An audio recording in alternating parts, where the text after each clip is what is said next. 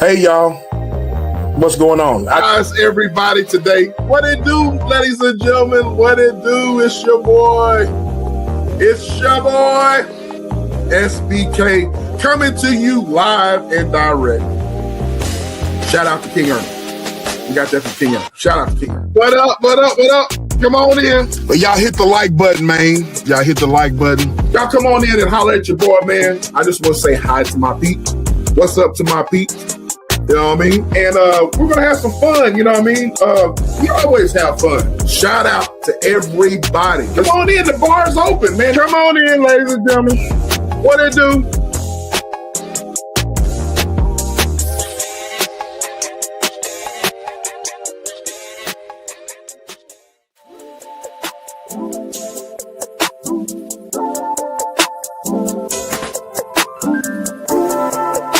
Wow.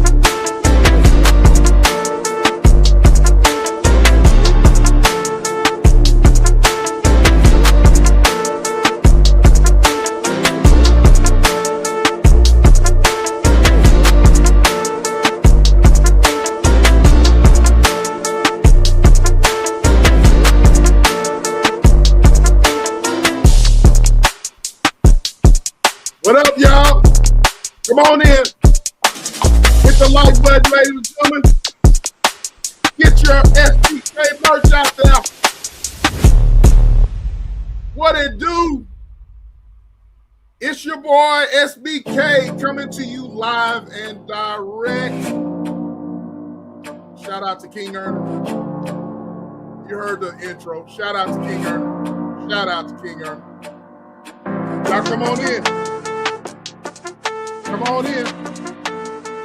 Hit the like button as you come in. Come on in. Come on in. Come on in. What up, what up, what up, what up? Happy Monday. Happy Monday, everyone. Welcome, welcome, welcome, welcome, welcome, welcome in. Welcome, welcome, welcome in. Got an exciting show for you guys today. Come on in. Hit the like button as you come in. It's free of charge. Hit the like button. Hit the like button. Hit the like button. Hit the like button. Subscribe, like, share, and subscribe. Welcome, welcome, welcome. I'm your boy, SBK, and we got an exciting show tonight, an informative show, you know what I mean? Let me turn this down just a little bit. I was going to go live Saturday, but we'll explain that. But look at the, I want you guys to look at the beautiful artwork here.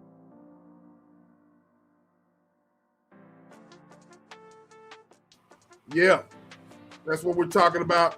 Coon, Mammy, Uncle Tom, where the labels come from. It's Black History Month, ladies and gentlemen. And I want everyone to, this is not meant to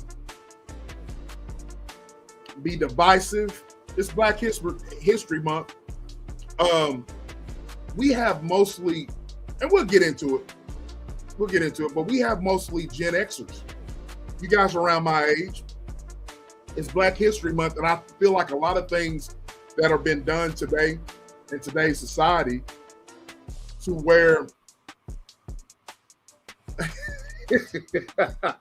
I know I said what I said. I'm trying to bring a little bit of, sunshine. I said what I said, you something else. So I feel like a lot of things in today's society, this is February and a month of Black History. But, I want to say shout out to my team, the SBK Media team. I got some wonderful people around me. Shed some light on some of the things, Black History Month. And I'm going to drop the link whenever I play some things about the subject at hand, but I have some home training. I'm going to go ahead and salute the chat and say hello to everyone because I do have home training. So I'm very curious to know everyone's thoughts on this subject, because the simple fact is, people of color and people who are not of color, need to learn these things that I'm about to talk about.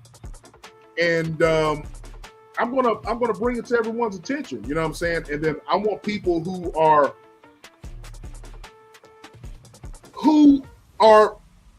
know a little bit of history and know about these things. I want y'all's thoughts on it, you know what I'm saying? There is a poll question in the chat. There's a poll question in the chat, ladies and gentlemen. And I want you guys to answer the poll question. The poll question is, we'll get into it, but the poll question is in the chat, and I want you guys to answer it. All right, I want you guys to answer the poll question. All right, but let me introduce the chat. We got Kevin Corporan. Salute to you, bro. The attorney is in the house. Kevin Corporan is in the house. Salute, salute, salute. The lovely Susanna is in the house. Thank you, love. Thank you, thank you, thank you. I said what I said. The queen is in the house. Salute to the queen. I said what I said. and you heard the lovely Thrive and Glow with Joe. Like, share, and subscribe. Do that there. Do that there. Cliff, whatever you're 1260, I guess you're a troll. What labels? We're gonna talk about it. Look at the thumbnail there, sir or ma'am, or whoever you are. The lovely Gisela is in the house. Hey love, hey love, hey love. DR, the Bay Area baby's in the house. Shout out to you, DR. And I said what I said. We're gonna try to bring some happiness today. We're gonna try to bring some happiness. We're gonna try to bring some happiness. Now look here. We're gonna get into the subject today. Coon, Mammy, and Uncle Tom, where the labels come from. I was going to, I'm gonna turn this music down just a tad here because I feel like it's overshadowing. I was going to do this live Saturday, but we were saying goodbye to an uncle of mine who passed away, and we were paying tribute. If you guys follow me on my page here on YouTube, I posted a picture of me. I had a part in the ceremony. I had to read off all of his siblings' name. That was my mom's brother. And so we laid him to rest Saturday, and we said our goodbyes. And you know me, man, I'm doing this live right now because it's fitting. I believe it's fitting because he went through a lot. He was the youngest in my mom's family. He was the youngest boy. Youngest sibling. The youngest girl in the family passed away last year. So he would have been 91 years old, ladies and gentlemen. 91 years of age. And being at that service, ladies and gentlemen, listening to him talk growing up, listening to my mom talk about the days when they grew up, Jim Crow, segregation. It put everything in perspective. And I couldn't do the live Saturday because I had all of those things thinking about him, and it was pretty emotional. You know what I mean? It was pretty emotional, and I want to say shout out to my brother. My brother and my brother-in-law, my first cousin. I want to say shout out to them. They were officiating the service. My brother spoke. He was the keynote speaker. My brother, he was whenever he was speaking, he gave some very detailed memories of how we used to gather at my grandmother and my grandfather's house every weekend. And I was explaining this to my best friend, Thrive and Glow with Joe Delaney. I was explaining to her, and they were explaining at the service of how everyone was together. Now you see movies and so forth and so on. How everyone went over to the grandparents' house or grandma's house or whatever. Everyone had Sunday dinner or weekend dinner or whatever. That was the same. That happened in real life. You know what I mean? And so thinking about all that stuff, and I used to listen to my mom tell stories about it was very hard. You know what I mean? My mom said that in order for her to buy her cap and gown, her and my aunt, they used to help my grandmother go work for a white fella, and they used to put up ceiling tile and put up wallpaper and stuff, like hard work just to pay for their cap and gowns. You know what I'm saying? And there was a lot of separation going on there. You know what I'm saying? So I think we get caught up in today with the politics of today, which is fine. We can all report on politics and so forth and so on. But it's always important to realize where we come from and how we got here as a country, as a people, no matter who you are. You know what I mean? Because the whole statement is true. If you don't understand where you've been in the past, you'll never know where you're headed in the future. That is a true statement. You got to understand where you come from. All right. So every last one of us has heard of the terminology or call somebody a coon or Uncle Tom, the Mammy, and so forth and so on. I want to play y'all a video, and I want to say, you know, this subject here, a number of people have reached out to me and gave me some talking points, and I want to play this video, and I'm gonna drop the link, you know, in a few minutes. But let me play this video here, and I want you guys to react to it in the chat. But first, there is a poll question, ladies and gentlemen, and I want you guys to answer the poll question. What do these labels still carry the same weight today? The Coon. We call us black, black people. If you're black, you're gonna call, people that look like us coons. Why do we do that? The Mammy, the Uncle Tom. Let's get into it. All right. Is Candy Cane Lane in there? For some reason, I don't see you. Candy Cane Lane, shout out to you. If you're in here, shout out to you. If I missed you, shout out to you. I appreciate you, Kevin. I appreciate you with the condolences. But I really want to know what you guys think about this, but I want you guys to answer the poll question. Do these labels still carry the same weight today? When you think of a coon, when you think of the true meaning of an Uncle Tom, the word, the definition of Mammy, you know what I'm saying? Let's look into it, all right? So with that being said, let's I want you guys to look at this video that I have, and we're gonna get into it. All right. So here we go. Can y'all see that? All right, here we go.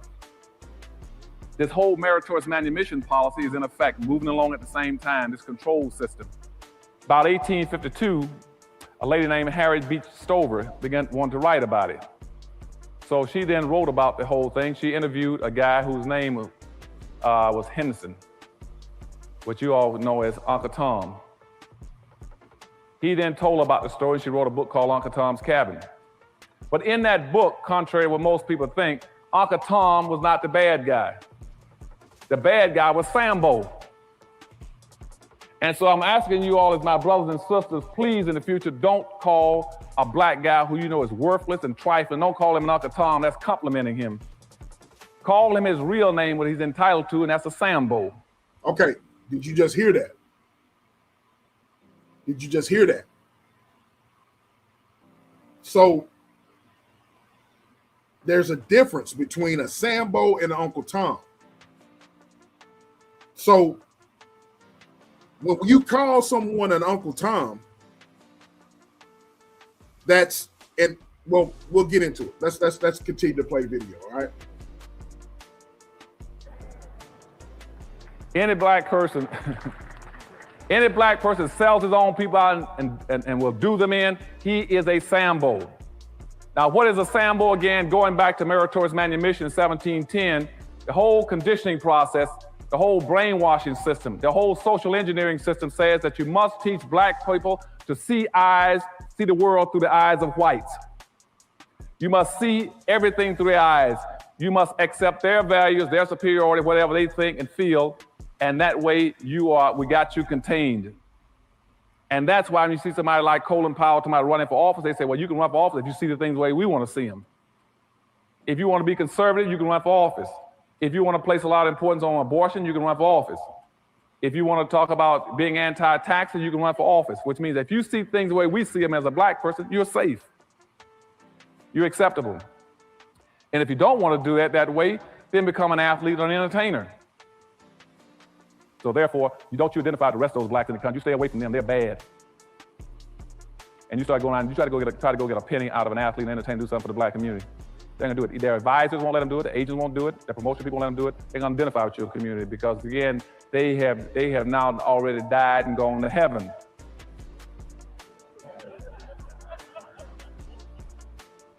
Okay, so when Harriet Beecher Stowe put out her book, what she tried to tell black folk is that Uncle Tom was not a bad guy.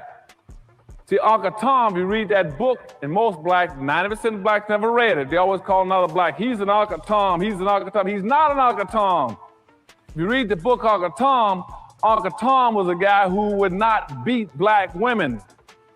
Uncle Tom, that book, was the guy who would not beat other blacks to make them pick more cotton.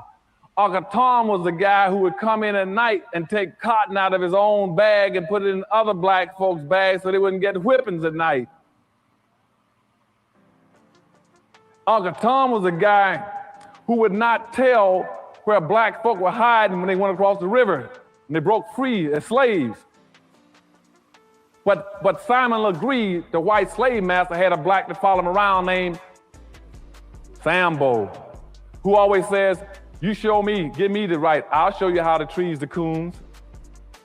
I'll show you where they hides. And see, that's the guy. See, his role responsibility is going back to meritorious manumission. I told you about when you got to protect white folks' property and protect their wealth. He says, I will protect it and find it for you. Are y'all listening to this? Are y'all listening to this? So all through the years, we got it all wrong.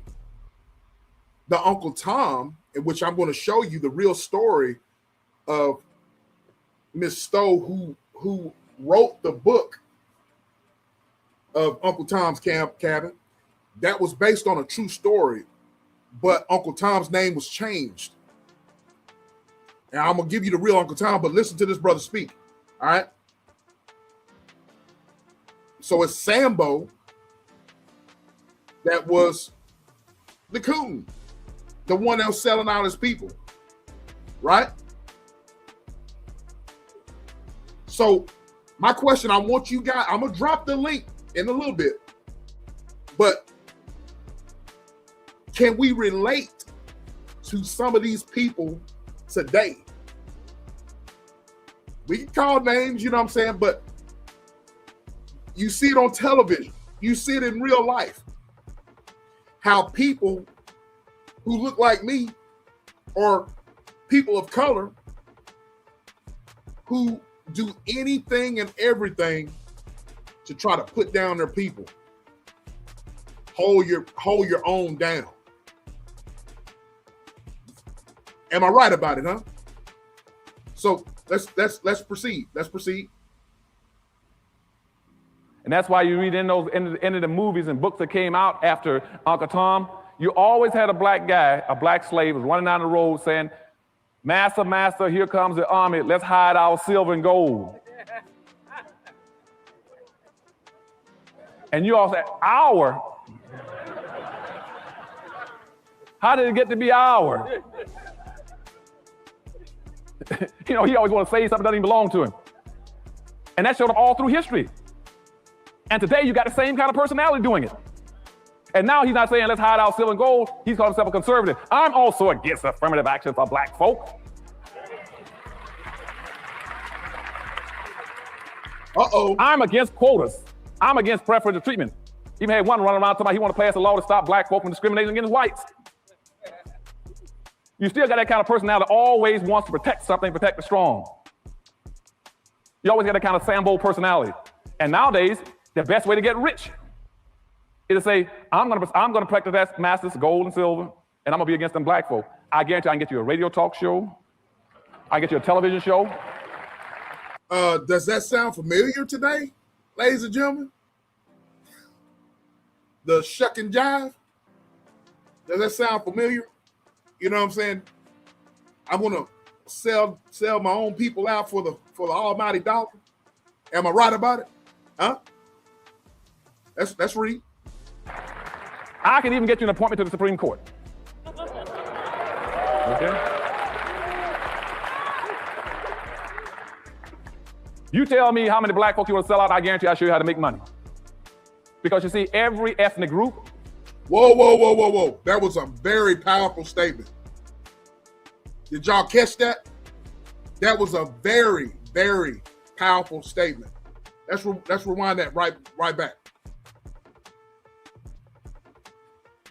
Because you see, every ethnic group, every religious group, every racial group, every political group has always made money off of black folk. Okay? Okay. Be against them black folk. I guarantee I can get you a radio talk show. I can get you a television show.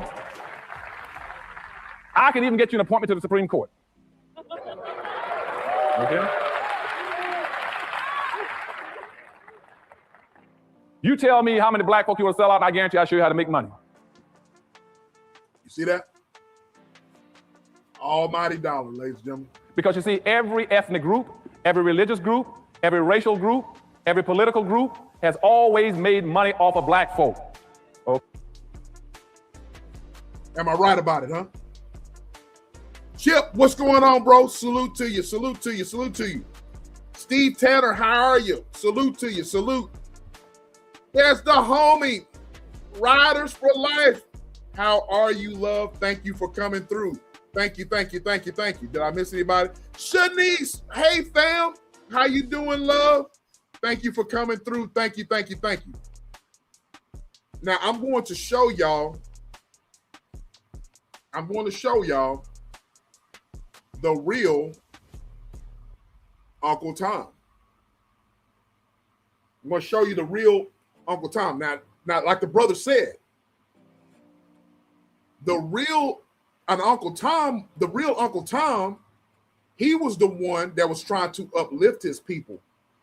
In turn, the Uncle Tom word it got blurred throughout history. The Uncle Tom was the guy that tried to help his people. So let me give you the real story of the real Uncle Tom, all right? Give you his real name and the whole 9 yards. All right, I'm about to share the screen and let me get it here. And I'm going to give you guys the real story of the Uncle Tom. Let's see here.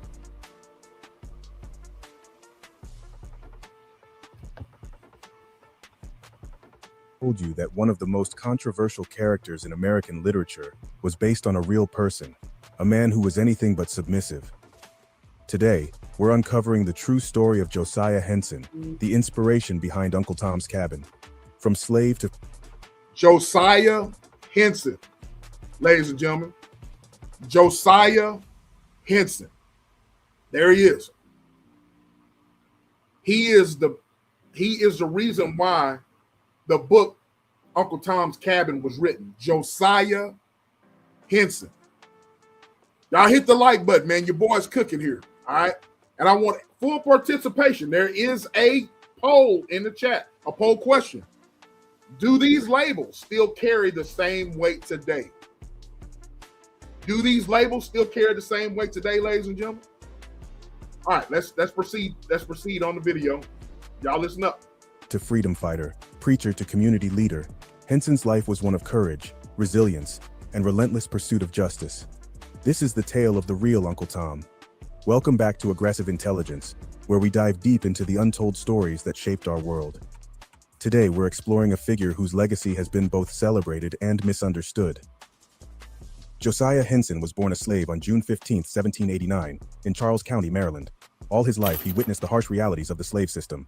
One haunting incident that shaped his life was when young Josiah witnessed his father being brutally punished for defending his mother against assault by a white overseer. The punishment he received was very harsh: 100 lashes, an ear cut off, and sold to a plantation in Alabama. Josiah never saw his father again. A year after his father was sold, his master died in an accident.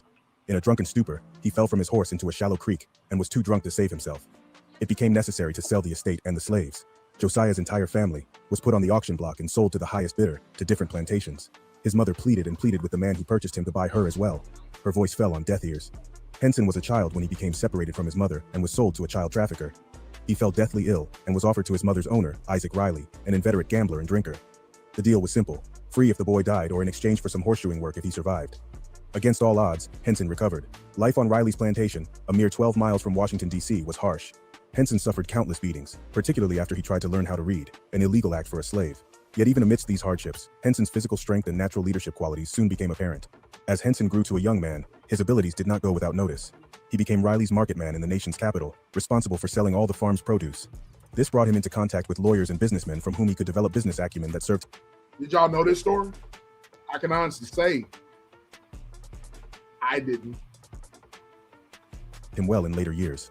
But Henson's talents did not stop in business. He became a talented preacher, even though he could not read. His natural eloquence and sense of humor helped to win the hearts of the parishioners, and he would memorize verses to make powerful sermons. At the tender age of 18, Henson began overseeing the field hands, which meant he replaced a white overseer. On his leadership, the slaves worked even harder with greater and more abundant crops than any time in history. This role, giving him power over others, did put him in a difficult position of presiding over fellow slaves. Josiah's master used to go out and drink and gamble a lot. He used to take Josiah with him, just to make sure that he made it back correctly. On one particular day, there was a big commotion, and Josiah heard a lot of noise going on. So he broke his way through the crowd to find out what was happening. Well, he saw his master in a brawl and tried to help him out. He hit a white overseer who became very upset. The overseer saw Josiah several days later and had some slaves with him, and made the slaves hold Josiah down. The white overseer beat Josiah with a rail of a fence, and beat him to the point where he broke both of his shoulders. Josiah never healed from that because he was not allowed to go to the doctor or to receive medicine. So for the rest of his life, he was not able to lift his arms over his head. When Josiah's master found out what happened, he was very upset that his property had been damaged, so he took the white overseer to court. Well, back in those days, slaves were not allowed to speak in court. They were not allowed to give a testimony, so the white overseer basically went free. The year 1825. Josiah's master was ordered by the court to sell all his property at auction to satisfy his debts. The master's property included Josiah, Charlotte, and their 4 sons and all the other slaves. The master concocted a plan to hide the slaves from his creditors by having Josiah take them to his brother's plantation in Kentucky. Josiah took the charge of supervising this journey. While on his route to Kentucky, he passes through Cincinnati. Ohio was... I'm going to skip a little bit here.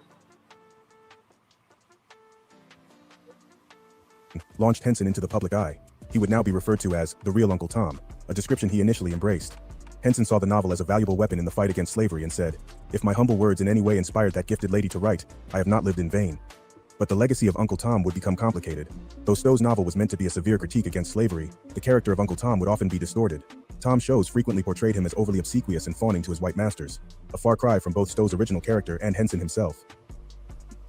So the thing about it is that this brother here, he was a hero. He went to Canada, came back, was a part of the Underground Railroad to free slaves, lead them into Canada. He gave them jobs. To make a long story short, he gave them jobs. He built a school. He did the whole 9 yards. He helped his people. He was a hero. He wasn't somebody that laid it down. He wasn't this, the real Uncle Tom.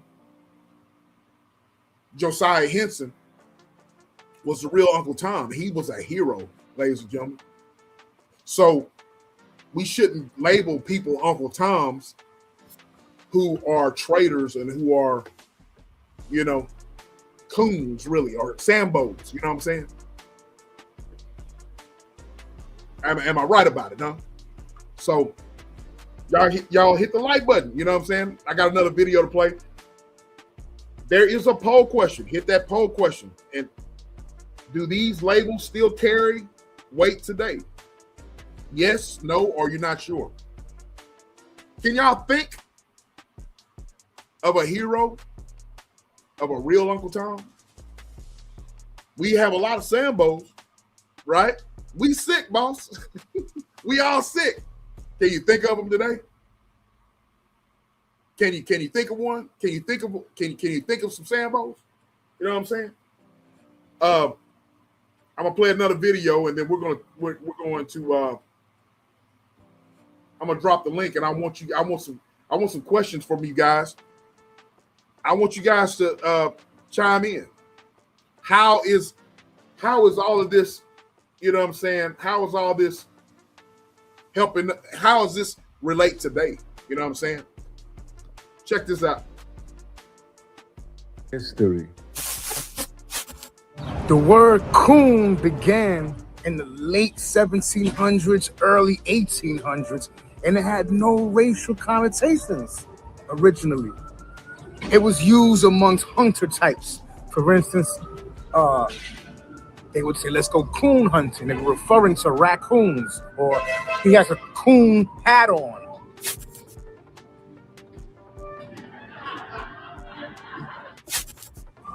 They were strictly referring to raccoons. Then there was a party, and around the 1830s, there was a party, the Whig Coon Party. And they used the raccoon as their mascot, their symbol, to illustrate the fact that they were advocating for these same hunter types that were the word who coined the term coon. A few years later, you had a song that came out called Zip Coon, and it was a racial degrading parody amongst black people, but it was made to be funny. You had a white musician, I believe George Washington Dixon was the first one. It was several versions made. I believe he made the first one, and it's in New York City where I'm at now, except in Manhattan, in the Bowery. He performed it in the 1830s, 1840s. Circa that period, he spoke like mocking how black people would speak, and what the Zip Coon represented were they were making fun of black people who were now free and were trying to assimilate into white society, make the most of their freedom. I mean, I feel like it wasn't fair because it wasn't fair to make fun of them. It's no fault of their own. I mean, they couldn't even speak their own language. So what are the language they're going to speak? English. What are the culture are they going to practice if they can't even practice their own culture during slavery? So they're going to practice their culture. Whatever culture I'm going to practice, I'm going to try to be the best at that and excel at that. But a lot of whites during the time, working class whites in New York City, Philadelphia, etc., they felt threatened by that. Black people began to speak better, began to dress better. They felt threatened. You know, a part of it was to discourage black people, like, hey, stay in your place as a slave. And that's how, and then once the song spread through sheet music and touring, different artists make different versions, then the racial slur became the dominant definition of the word coon. Now, it's a shame because initially, as I stated, you had racist whites making fun and trying to degrade black people. Nowadays, in the 21st century, you have blacks and Puerto Ricans even using it to do the same thing that the racist whites were doing, to discourage you from moving ahead. They want to stay down there, stay where they're at, and then blame racism for their lack of progress. We got to take it back just for a second to Lyndon Johnson, LBJ, President LBJ, who was the one who signed the Civil Rights Act, as well as the Great Society legislation, giving handouts and other assistance to minorities. So through that, many minorities, blacks, Hispanics, even now gays, Asians, they have become like inextricably linked with the Democratic Party. So anytime someone tries to go outside of that, then it's a problem. You get the name calling. Now it's become disrespect. People are trying to keep their own people down, keep their own people within the box. So when you have people who actually do the research and go out and do the homework and say, you know what, this isn't working. What these guys are saying over here, I think this will benefit my people better. But once you start going into that direction, it's your own people trying to put you down. And y'all hear that? Now I'm gonna drop the link here. And you guys, I want, before I drop this link, like I said, beginning of this video, now I'm dropping some stuff to y'all because the simple fact is we get so, in today's society, we get so, our attention today when it comes to the media and what happens today, that we forget where we come from. We forget history. You know what I'm saying? We forget the true meaning of things that really has come full circle. And it's, in my opinion, like the question I have here in the poll question, it still rings true today. All right. And you don't hear a lot, you don't hear a lot, you don't hear a lot of live streams having this type of content, but the reason why, of course, you know what I mean, y'all already know, man. People don't want to listen to something that can help enrich our young people, right? People want to listen to mess. People want to be entertained by mess. And in turn, we're not teaching our young people anything. I think, as I was talking to someone today, it's very important that we teach our young people. They go to school each and every day, right? They go to school each and every day. But the thing about it is that it's up to us as parents, grandparents, uncles, nieces, teaching those that are looking up to us what our people have gone through. These terminologies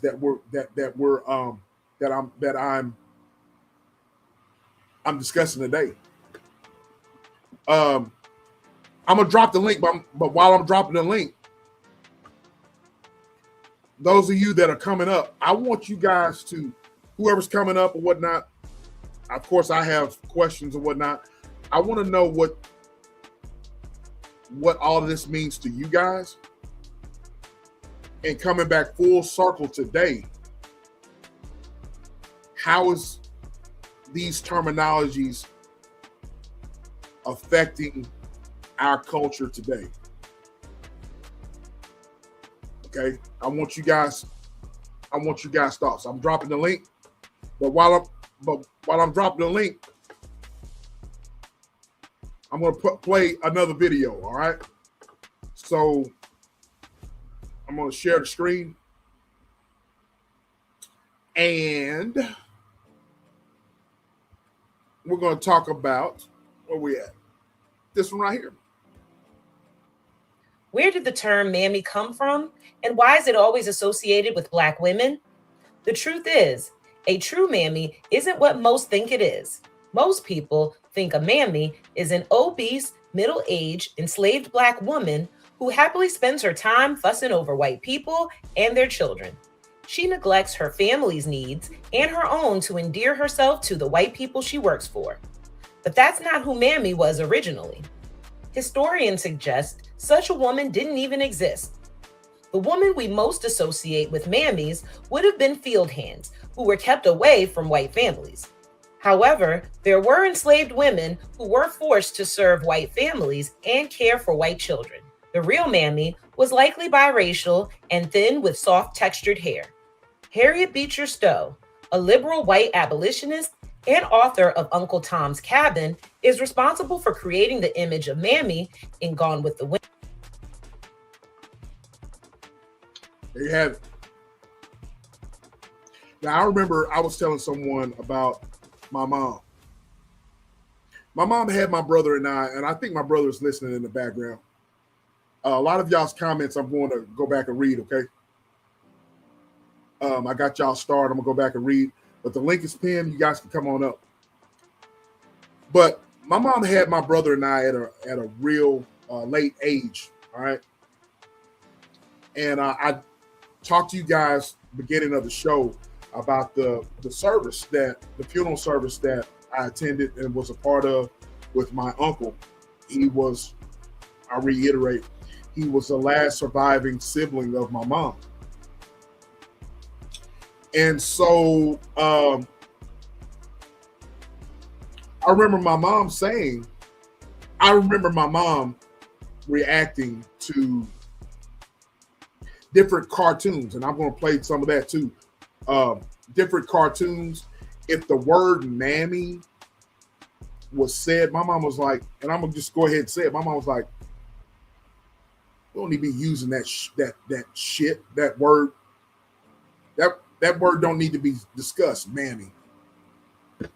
My mom used to get pissed off.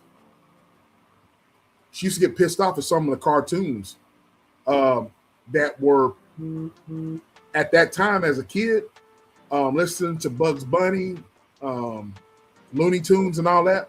There was a lot of racial and racist stuff in the cartoons back then. I didn't understand it, but my mom did. Hey, Lisa, how you doing? Hey, Jen J, how you doing, love? There's a lot of racist stuff that I didn't realize that was in our cartoons. Did y'all remember them? Had the dudes with the big lips, you know, black face and all that. You know what I'm saying? I didn't realize that until my mom, you know, I was watching that stuff and my mom was like, man, turn that shit off. My mama used to tell my brother, turn that shit off. You know, they're making fun of black folks. Y'all know what I'm talking about. The Looney Tunes. They were making fun of us, man. They're making fun of black folks. Is you is or is you ain't my baby. You know what I'm saying? Y'all remember those? Y'all remember all that? So there's a history on all of this. All right. The link is, I don't know if the link is pinned. Yeah, the link is pinned. Y'all come on up. I want to hear y'all's thoughts. What do y'all think about this? All right. There is a poll question. Did y'all answer the poll question, ladies and gentlemen? I'm cooking today, ladies and gentlemen. I'm cooking. You know, when a lot of people are discussing a lot of BS these days, there's a lot of nonsense online. There's a lot of nonsense that's causing divide amongst people in general. And when it comes to history, and when it comes to content like this, I feel like, you know, society today, YouTube, the powers that be, whatever, they don't put a real emphasis on content like this that is really, really informative and that we can share with. I have nephews, ladies and gentlemen, and the reason I have nephews, I have a daughter, I have a son.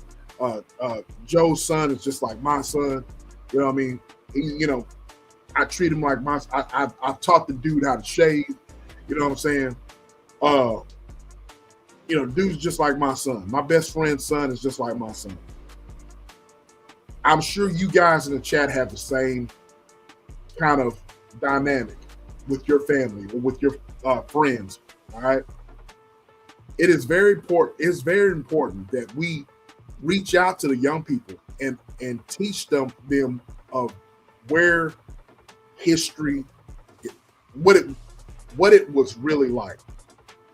And like I said, you know what I mean? You'll never know where you're going until you know where you've been. That's a true statement. All right. Let me some of these. I'm gonna read y'all's. Star comments. Dr. says only the house slaves was allowed to read sometimes, which was the Bible to teach the field slaves. And I'm gonna say this here. A lot of people are going to might disagree, get mad at me, but the Bible was used as a weapon to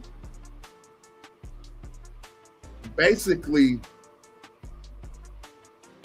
kind of program slaves to be slaves.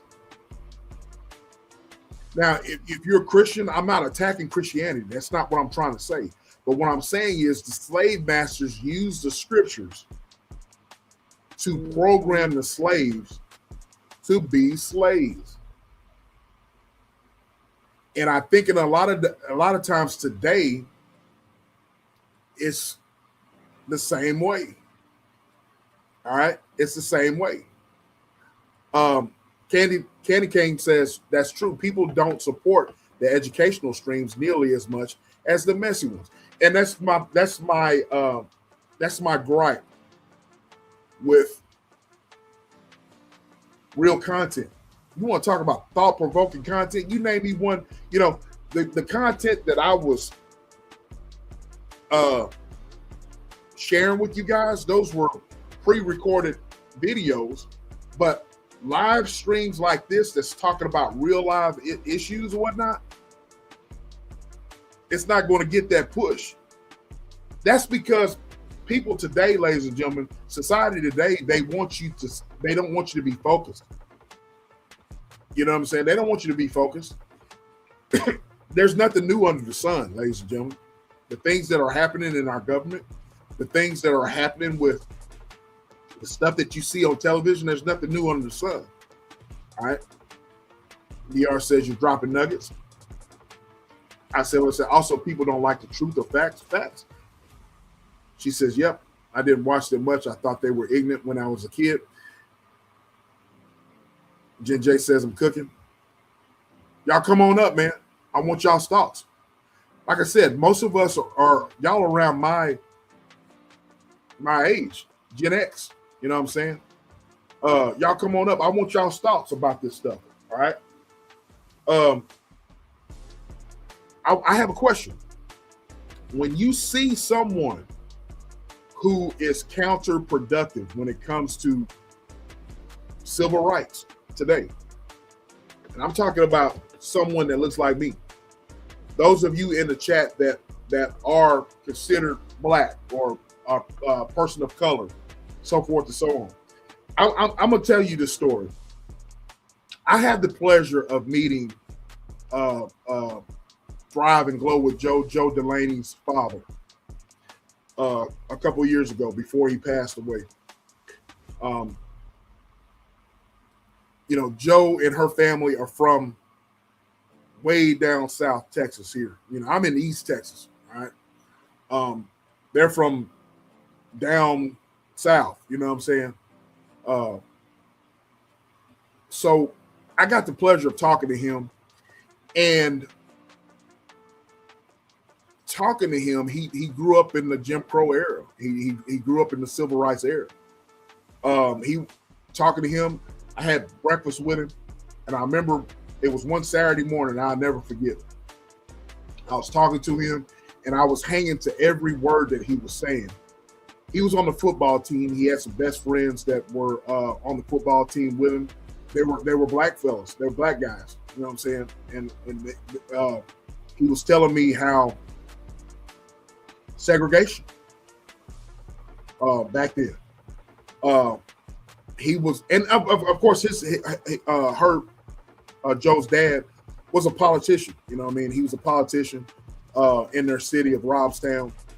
And I was listening to him and listening to segregation stories from him, being a Hispanic man, and him and his black friends were living through that era of civil rights.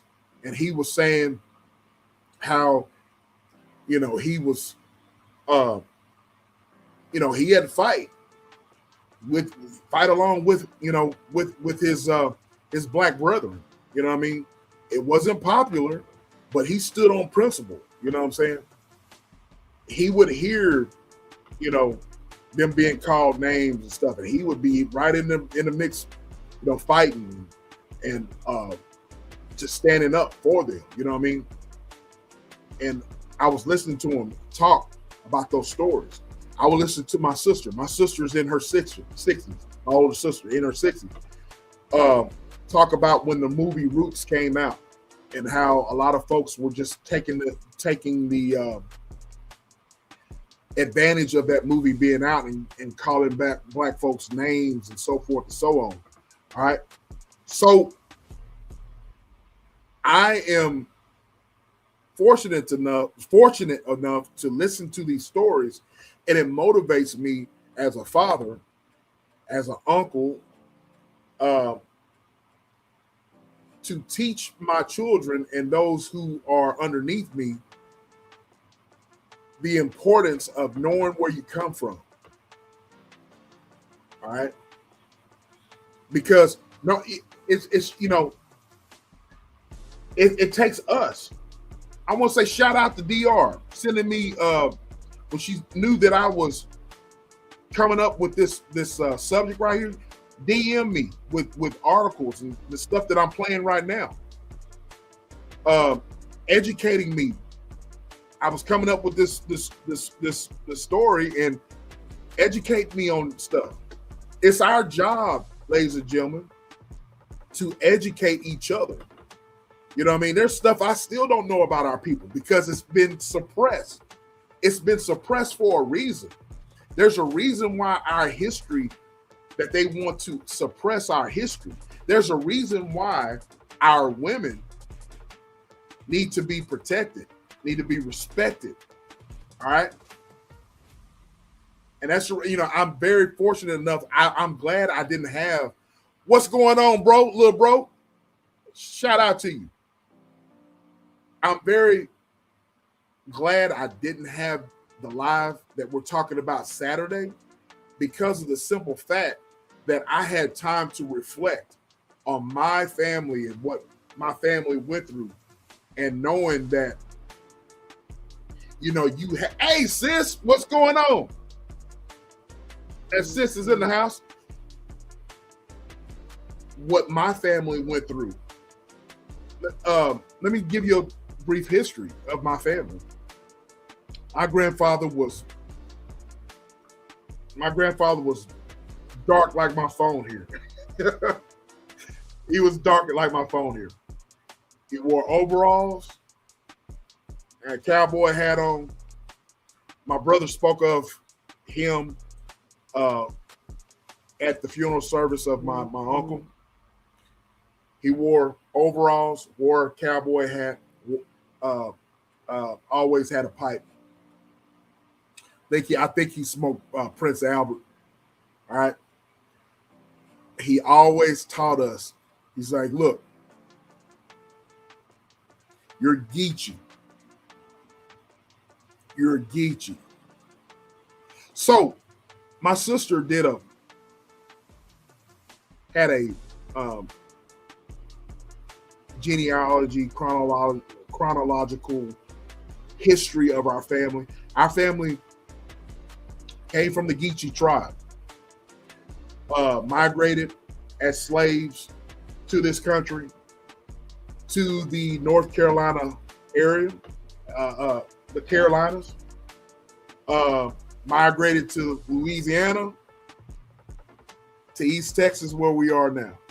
All right. And if you look at my grandfather, he is, like I said, he is, I wish I would have brought some pictures here. He is as dark as his phone right here. All right. But he always taught his children and his grandchildren, we are Geechee. Remember where you come from. And so I am very grateful that my grandfather instilled in us where we came from. We are to this day a close-knit family, and we know who we are. Personally, I know where I'm from. I'm grateful for that. I'm very grateful for that. And so, as I spoke to you guys beginning of the show about being at my uncle's service, you know, I'm one that's, I don't get emotional. I don't cry. I don't boo-hoo. I'm not for that type of stuff. You know what I'm saying? I don't, you know, I'm not the emotional type guy. I'm not the one that's going to cry. You know, I'm just like a hard-nosed, roughneck type guy. It is what it is. I was asked to speak at my uncle's funeral, at his celebration of life, and I immediately got emotional because my whole family, my family was there as one. We had stories to tell. You know, we had tribes of family. Joe Delaney is she was here down here. She went to the funeral. She knew my uncle. She could tell you. We literally had a spokesperson from each tribe to speak on my uncle and the memories we had of my uncle. And when it was time for me to read off all of the siblings, I got emotional because I was like, man, this is the way it should be. It should be this way. You know, we should know where we come from. Hey, Arabia, thank you for coming through. Thank you for becoming a member, sweetheart. Thank you. I enjoy your channel. Shout out to you, Arabia. Arabia Barbosa, I appreciate you. Thank you so much. I appreciate you. Shout out to Arabia. I immediately got emotional because, you know, all of us were together. All of us were one. We all had, that's the way it should be. You know what I mean? Every family should be that way. Every family should carry on a legacy. Every family should carry on your history. The terms that I'm talking about right now, the Coon, the Uncle Tom, the real meaning of those words. Everybody should know your history. You should know your history, and you should know where you come from. You know, in a world where everything is all messy, in a world where the focus is not on unity as a people, you should take the opportunity to take your loved ones, your little ones, your children, your nieces and nephews, and teach them excuse me, the true meaning of how they got here, what our people went through. You know what I'm saying? What our people created. Do you understand what I'm saying? Lisa J. Stocks is a member for 3 months. Has been a member. Thank you, love. I appreciate you. I appreciate you, Lisa. Y'all go subscribe up to each other. Go subscribe up to each other. The link is pinned, ladies and gentlemen. Before I end this thing, man, I've been cooking. You know what I mean? Look, in school, we learned about Uncle Tom's Cabin. In school, I'm gonna tell you something. The author of that book, they didn't teach me in school that author was a liberal lady that was an abolitionist, white lady that was against slavery, told the story of the real Uncle Tom. The Uncle Tom was not a sellout. Uncle Tom did not hold his people down. The real Uncle Tom was not a sellout. The real Uncle Tom was not a coon or someone that, you know, that hated himself and then in turn did not hate his people and tried to keep his people oppressed and try to do everything he could to look good to his master. The real Uncle Tom was a hero. It was the Sambo.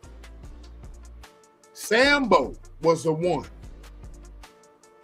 that tried to hold his people down, that held his people down, that snitched on his people, that did everything he could to appease his master. Do you see him today, ladies and gentlemen? Do we see them today? You know what I mean? You know, I'm not a Democrat or a Republican. I'm not one to hey, Foxy, you in here? I see you in here. You must be on the vertical. Shout out to you, love. Shout out to you. Shout out to you. I appreciate you, Arabia. Hey, love. There she is. Hey, Ray. They wear red hats today. The link is pinned. Y'all the link is pinned, ladies and gentlemen. I'm not one because I see a lot of shucking and jiving on both sides, if you ask me. You know what I'm saying? I'm not affiliated to any party. I'm not. But I'm going to call a spade a spade. I'm going to call what's right and what's wrong. Point blank, period. Because at the end of the day, these politicians are all about your money and my money. It is what it is. But I want to encourage people to if you're going to get into politics or you want to talk about politics, I've always said this. You do this if you're going to vote, and whether you like it or not, a lot of our people died in order for them to vote, have the same rights to vote. Now you might not want to vote, and if you don't think that your vote counts, okay, I respect that. You know what I mean? But our people were beaten, our people were hung, our people were mistreated in order for them to have a voice, in order for them to go to that voting booth. But what I'm saying to you, ladies and gentlemen, is you'll never know where you're coming, where you're headed, unless you know where you came from.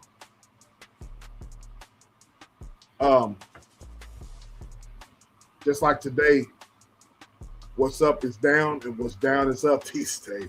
Correct. That's that part. Y'all hit the like button as you come in. Share the live. Come on through. Who wants to come up? The link is pinned. The link is pinned, ladies and gentlemen. You know, I'm doing this live, and I'm glad I'm doing this live right now, because the simple fact is, you know, I always have a chip on my shoulder. You know what I'm saying? I will explain after this sip. Y'all go get your SBK merch. You know what I mean? I heard a hater say one time, oh, he has to have a lot of people on his platform, and you know, and so forth and so on. Well, haters, I've been going for 1 hour and 8 minutes and 54 seconds. And I've been holding my own for that long. And so it is what it is. But don't hate because people like to hit the platform. You know what I'm saying? You know what I mean? Yes, I said what I said. I could be a toxic, you know what? It's not toxic. I said what I said. I'm just petty like that. Are you with me? Are you with me? Y'all hit the like button, man. Hit the like button. Come on up before I end this thing, man. If y'all come on up. What do y'all think about what I've been talking about? What do y'all think? I want to ask you this question. What do y'all think about what do y'all think about real?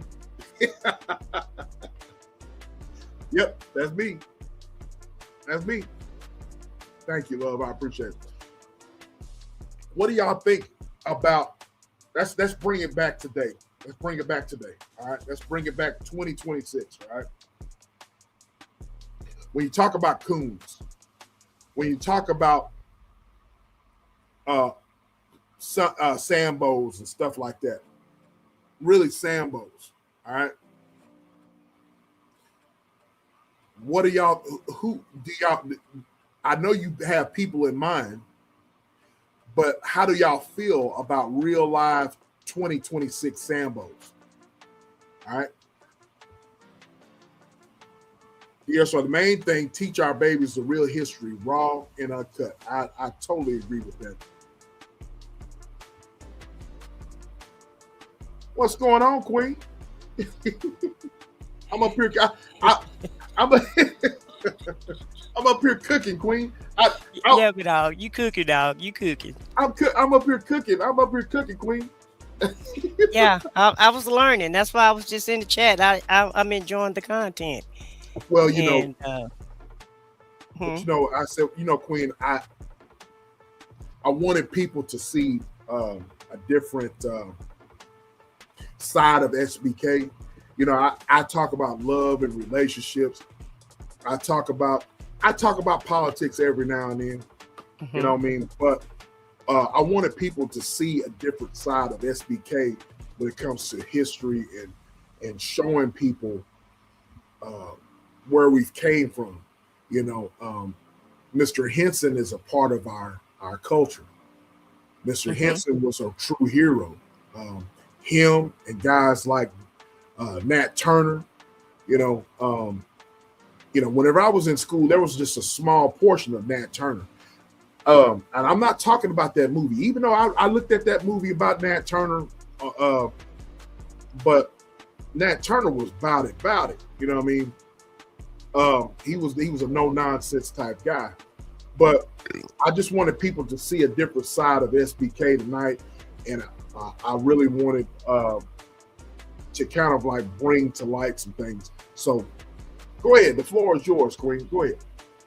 Yeah, I like this live. I'm really enjoying it, and it is good to see another side of you.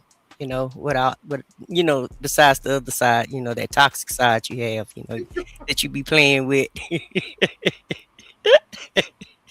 So I love to see the history side of you. And I'm just kidding. SBK is not toxic, but he do be getting into a lot of stuff though. I'm just gonna say that and leave that alone. However, you guys are teaching me something, because I have used the term Uncle Tom and Sambo, Black Sambo, before, and to me it really wasn't any difference. So by you letting us know this, I'm learning myself. And at the end of the day, when you're in the South, it's a lot of things that you're not taught. So I had to learn a lot of my Black history when I got grown, because they just, you're not taught that in the South. And a lot of times it was a lot of parents in the South that just wasn't teaching us a lot of Black history at home. Yeah, they gave us the basics of what they got in school, but they didn't get into depth with it. And so if you wanted to learn about your history, then you had to kind of, dig deeper and dig for yourself. And even in the North, because a lot of it is just kept hidden. Like just about everything that we use today was really more than likely invented by a Black person. But someone Caucasian would buy the patent, buy the name, slap their name on it, and then bam, it's theirs. Well, I know you get into politics all the time, and I'm glad you brought that up. Y'all go subscribe up to I Said What I Said and Foxy, Angel Zone, Foxy 2 Roxy, and my boy Minion, Off the Record. They talk about politics and what's going on in this crazy world of ours, and this crazy United States of America political realm. I'm glad you brought that up, Queen, because in this day and time, it's so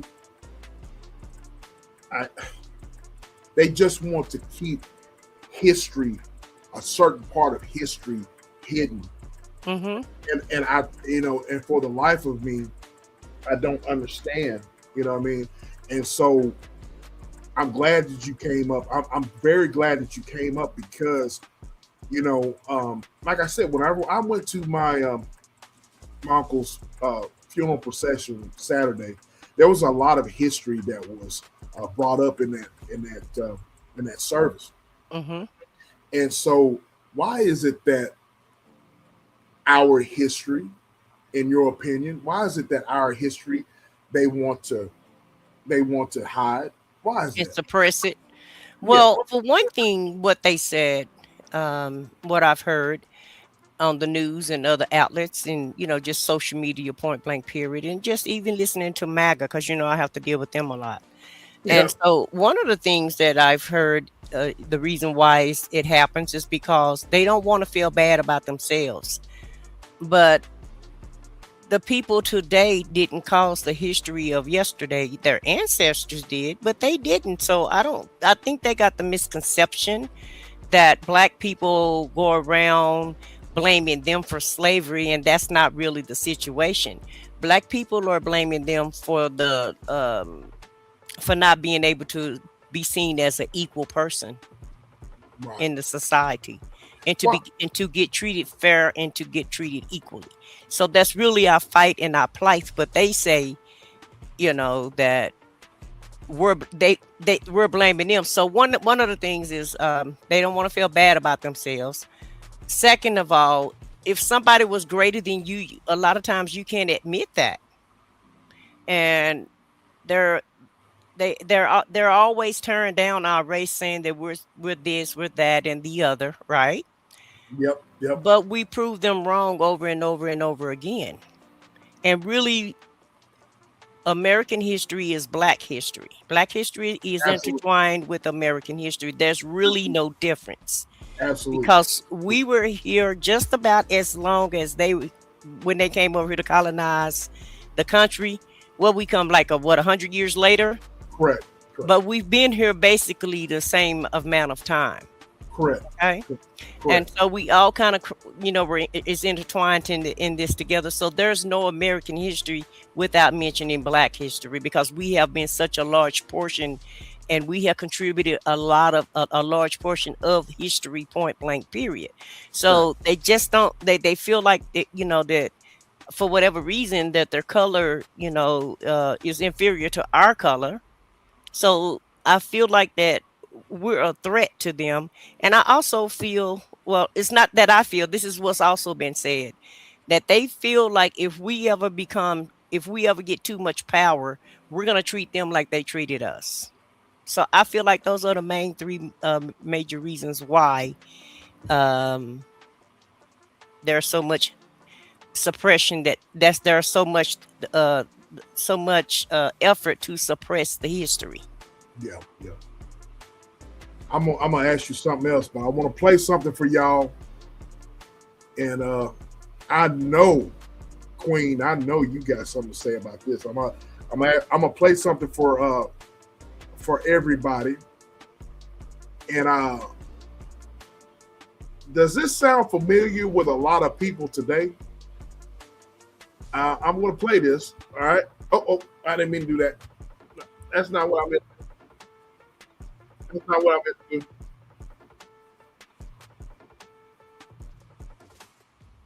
That's not what I meant to do, ladies and gentlemen. Hold on.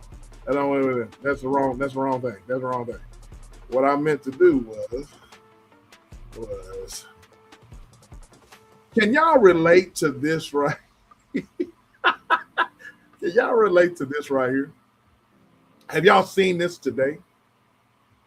Take away your name, give you a number and a sledgehammer, and say, get to work. One word of sass, they cuts out your tongue. They good at it too. You won't bleed out. Oh, they does that for you. They're gonna work you all day, every day, till your back give out. Then they're gonna hit you in the head with a hammer, throw your ass down the nigga hole. And that will be the story of you, Django. Now, when you get there, they're gonna take away your name, give you a number and a sledgehammer, and say, get to work. One word of sass, they cuts out your tongue. They good at it too. You won't bleed out. Oh, they does that for you. They're gonna work you all day, every day, till your back give out. Then they're gonna hit you in the head with a hammer, throw your ass down the nigga hole. And that will be the story of you, Django. Do y'all ever came across somebody like that? And Every what do y'all day. think? That's what DR said. All day, every day. So, Queen, we're discussing about Sambos, Coons, and all that. And I said earlier, let's bring it back full force, full in real time, 2026. And I gave y'all a little bit of history about, the Uncle Tom is really not the Uncle Tom. The Uncle Tom was a hero.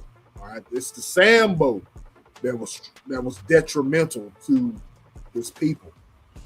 And I want to ask you, I said what I said, because you're like me, you're Gen X. You're like me, you're Gen X, and you are you and I,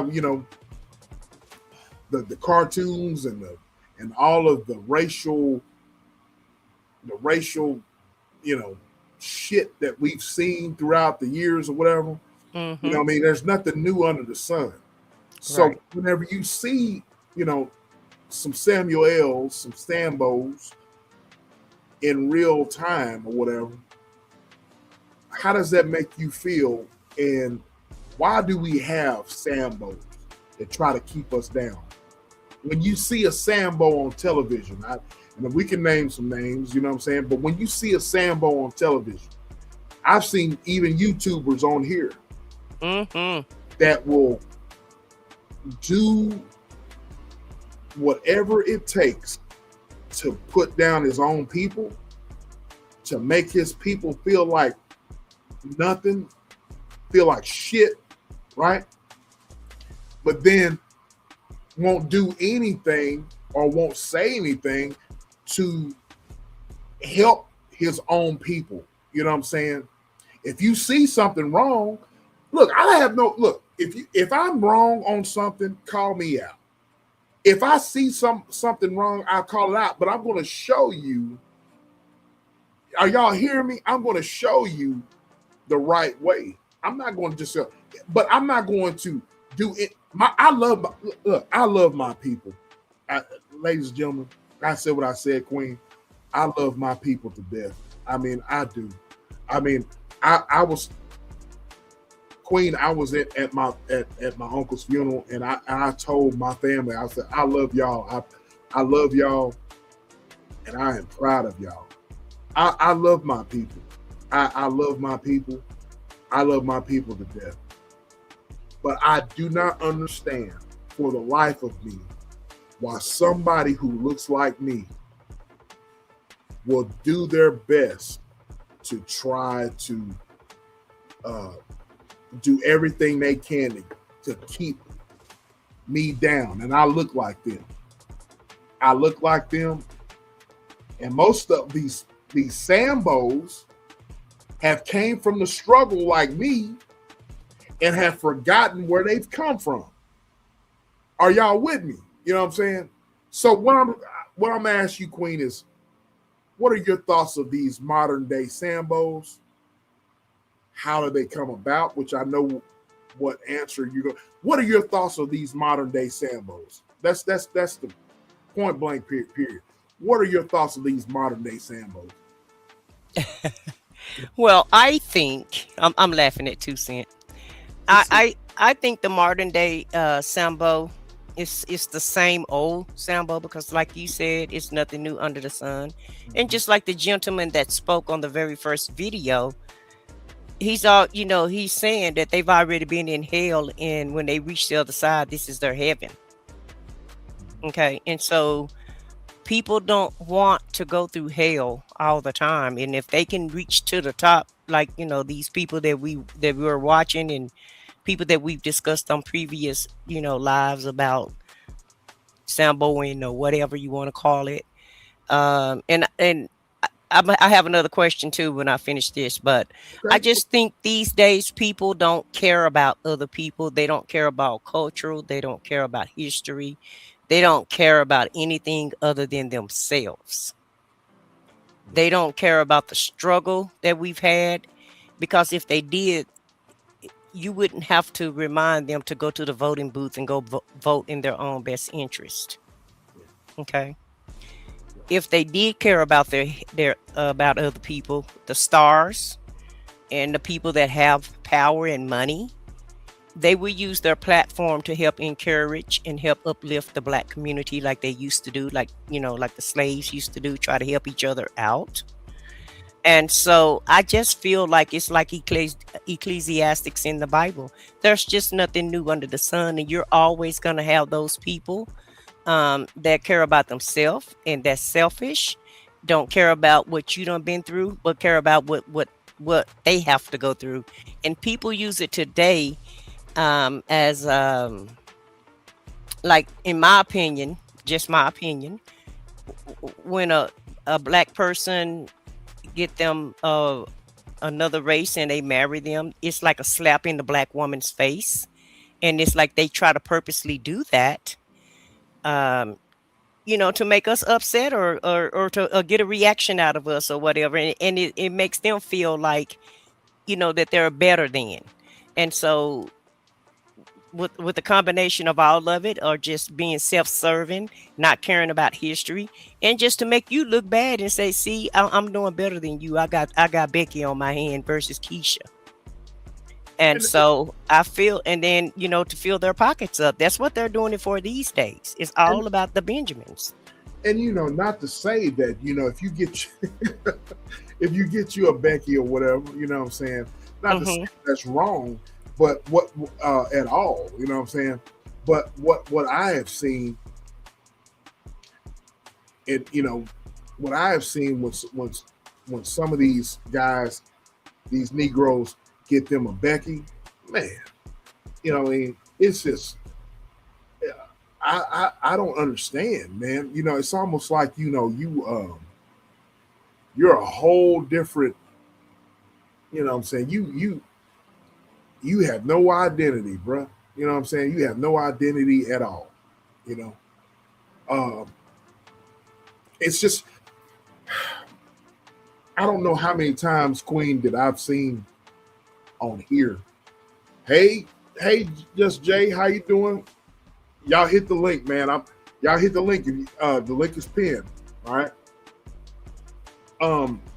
I just don't understand why somebody like me that will do all that they can do to hold you down, talk bad about you. I said what I said. I'm gonna name some names here, but I'm kind of surprised that Tim Scott said something about the Obama video. You know what I'm saying? I am too. I'm very surprised. You know what I'm saying? Yeah. I'm like, kudos to him. Now, finally, that there's a video of this. I got this. I might talk about that later. I'm sure y'all probably played it on. I think y'all did. I was watching it. I think y'all did. No, you didn't. There's this video where Tim Scott is walking and there's this dude calling him all kinds of coons. And I saw the video. I saw it. I don't know if we played it or not either. We played so many, so I have y'all play so many, but I'm like, man, what in the world? You know what I mean? 2 Cent, come on up here, bro. Come on up here. Quit typing in the chat. Get your ass on up here, little bro. Get your ass on up here. Before I end this thing. But I'm glad you came up here, Queen, because real life topics like this is, I don't care if you have work. Come on up here. Get on up here. Look, you in the chat. Yeah, you in the chat. Just like Danny Glover said in Color Purple. Get on out here. Get on out here. Get on out here. I'm gonna refresh my screen for a second, SBK. Okay, Queen. Okay. But it's just, I just don't understand why people do not want to talk about real issues. Look, man, especially with our women.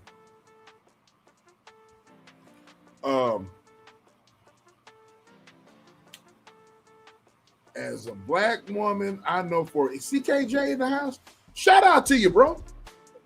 What's going on with you? Black women,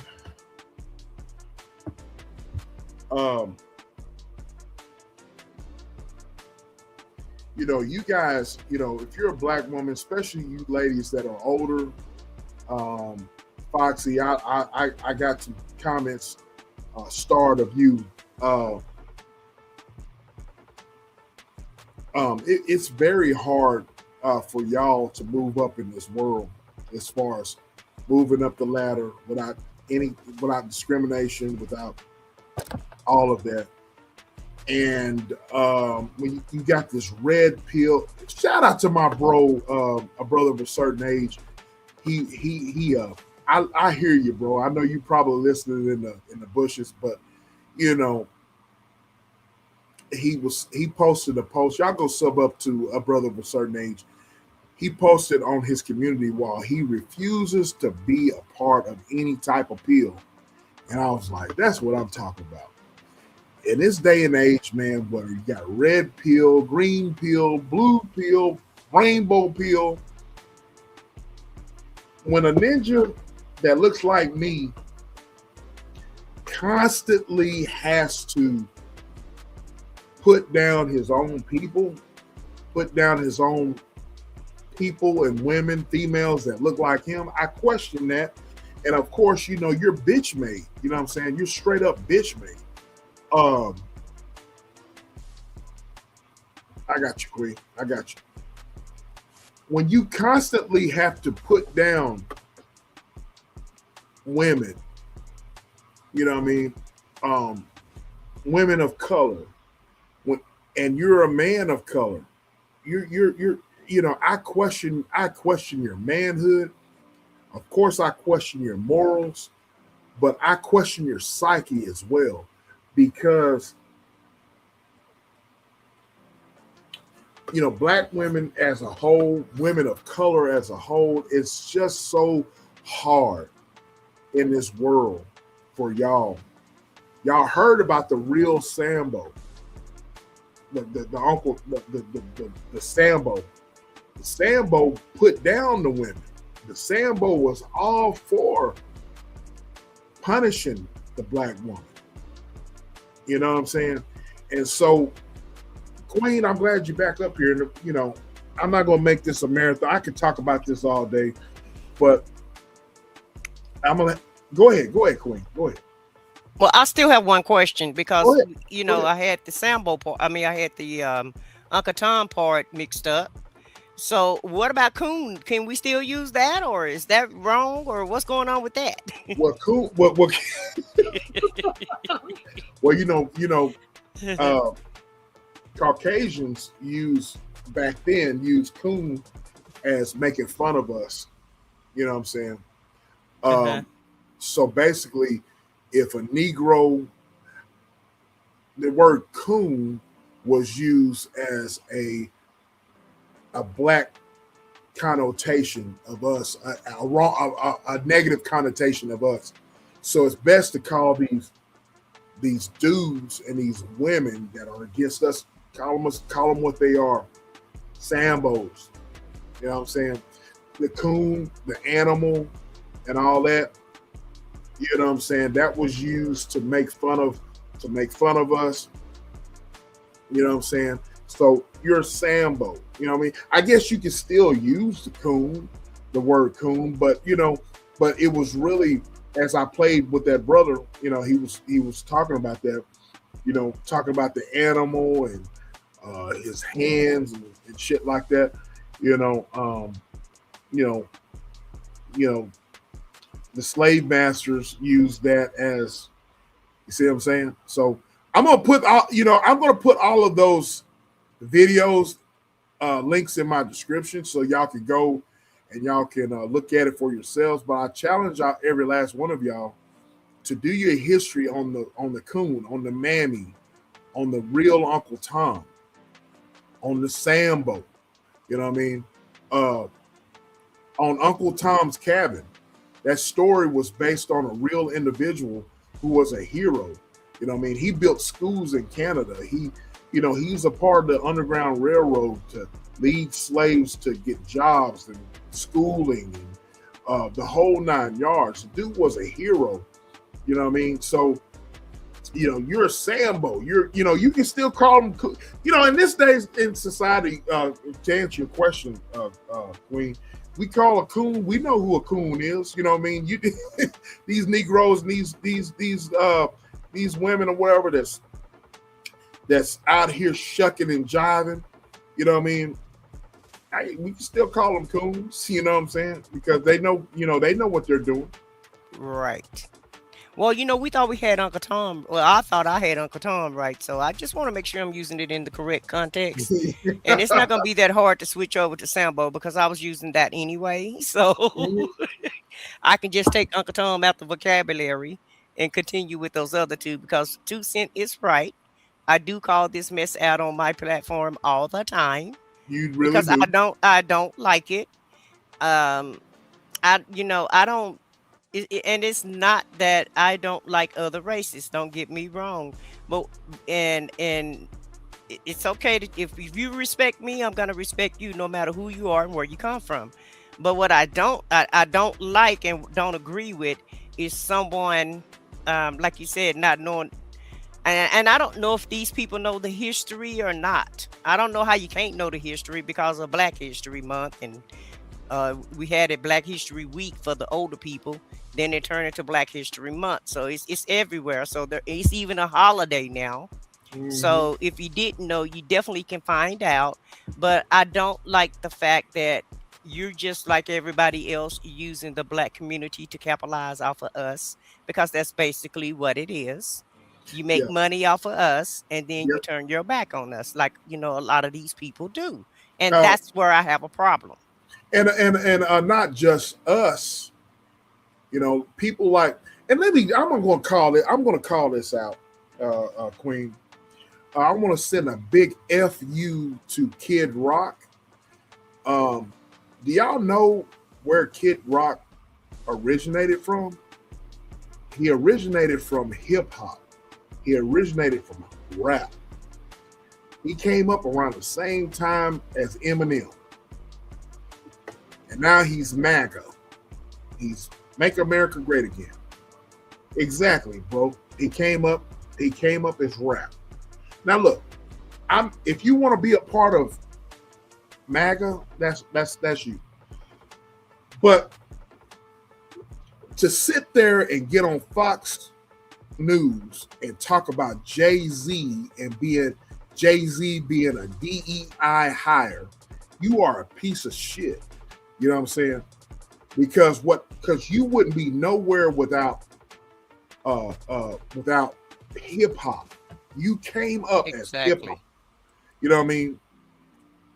So you are a piece of shit.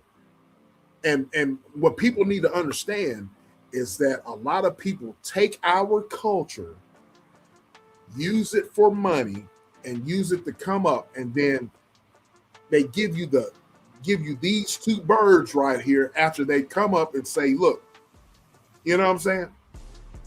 So and I'm not trying to make this political, I'm just being honest with you. You know what I'm saying? It is what it is. You know what I'm saying? It is what it is. Well, why do you feel people do that today? It's because look, I think people become Sambos because of money. I said what I said. The almighty dollar. The almighty dollar. Money talks and bullshit walks. So when you got money and what everybody is attracted to at that time, you're going to go with what everybody is attracted to at that time. And you forget where you come from. You forget how you forget everything. That's what white folks who use our, you know what I'm saying, use our culture when it comes to rap. That's what Negroes that use. You got Stacey Dash. Did y'all know that Candace Owens was a video vixen? Did y'all know that? Candace Owens was a video vixen. She couldn't make it as a video vixen, and she became conservative. Did y'all know that? So to answer y'all's question, that's exactly money and ignorance. You know what I'm saying? Look, I have a problem. Look, Candace Owens is trying to switch over now. But look, I don't have a problem if you are conservative and you want to call out stuff that your own is doing, right? But I want you to don't be biased. Call out both sides, bro. If you're going to be a conservative and you're calling out, you know what I'm saying, you're going to call out what your own kind is doing, then call it down the middle, bro. Don't be a Sambo and do everything to hold your people down. You know what I'm saying? And not try to show your people the way, the right way. You know what I'm saying? You're doing everything. You're this. You're this. You look like this. You say this. But you're not calling out. You know, that's the reason why I said what I said. I'm very shocked by Tim Scott saying, you know, what he said when that video came out. You know what I mean? I'm very shocked by that. It struck a nerve for him. But you know, Tim Scott is from South Carolina. Absolutely. His mama probably texted him and said, "You better say something." But if you know, I look at Roland Martin. I said, I don't know if you follow Roland Martin or not. Mm-hmm. I look at him from time to time when I can. Roland said from his inside sources, he's friends with a lot of, even though he's left wing, he's a leftist, but he has a lot of guys that that are right wing. There was a lot of right wing black dudes that kind of like told Trump, "Hey man, if you don't take that shit down or whatever, it's going to be over for you." You know what I'm saying? And so that's why that shit was taken down. You know what I mean? And so there was a lot of black conservatives that's like, we're not having this shit. That was behind the scenes. Now they were not going to report that. Now they're not going to report that. The right is not going to report that. You know what I'm saying? So that's what happened with that. You know what I mean? Now look, I look like this, ladies and gentlemen. Now I said what I said. I look at you and Minion and Foxy. I look at y'all. I talk about politics every now and then, but I pay attention to it. I just look like this. What's going on, Diesel? Shout out to you, bro. Shout out to you. People listening won't like what I have to say as it strikes a nerve, but some of you content will bust it wide open if the money was. They would, Jen J. They would. They would. It is what it is. I see it on a daily basis. I see some of these dudes and some of these women on here. Money talks. And just like I said what I said, ask me, why do people tend to go and they say outlandish type stuff? It's because they've been paid, they've been bought. That's as simple as that. They've been paid and they've been bought. You know what I mean? Sellouts. Facts. Just back conservative, totally back to white Christian nationalists. That's what 2 cents say. Now look, man, I'm not trying to turn this into a political thing. This is not what it's all about. Hey, Tamika. Hey, love. Thank you for the $4.99, love. I appreciate y'all. I appreciate you. One love to the lovely Tamika there. One of those day ones right there. I appreciate you. I said what I said. A lot of content creators are not going to be talking about what you and Minion and Foxy are talking about. A lot of content creators are not going to talk about history like this. You know what I mean? But with that being said, I'm not trying to make this a marathon live, but the link is pinned. But I said what I said. What do you think? Here's one of my questions I want to ask you before we end this thing. What do you think it's going to take for us to realize that all skin folk ain't kinfolk? Well, I think we're in the moment now. What we're going through right now is what it's going to take. And really, unfortunately, we have to go. America as a whole, everyone in America need to wake up, right? We need something to shake us and to wake us up. And lo and behold, we have the right person that has shaken up everything, basically changing your whole entire life of what you grew up on and what you know as life, right? And they're trying to change it and they're trying to flip it. And so that don't just hold true for us as a whole, as far as a Black culture. It's gonna hold true for us as Americans. Okay. So I feel like once we get out of this situation that we're in, if we can get out of it, if it's not too late, because people don't really even understand we're halfway at a dictatorship at this point. Right. And so I feel like it's a lot of people have to go through a lot of pain and a lot of loss. And I'm not talking about your pockets, I'm talking about your rights. Okay. So when a lot of that stuff is stripped down, then that's when everybody going, it's like everything else. They're gonna, it's like your Cowboys. They try to wait till the end. Sometimes they wait all the way down to the last second to try to win the game. Well, that's how America is. Shout out to those Cowboys. But but that's what it's gonna take. It's gonna take people losing their rights, their money, their livelihood. It's like being on drugs. When you hit rock bottom, then a lot of times that's when you wake up, and that's what it's gonna take to wake people the hell up. He said, I was with you until then. I said,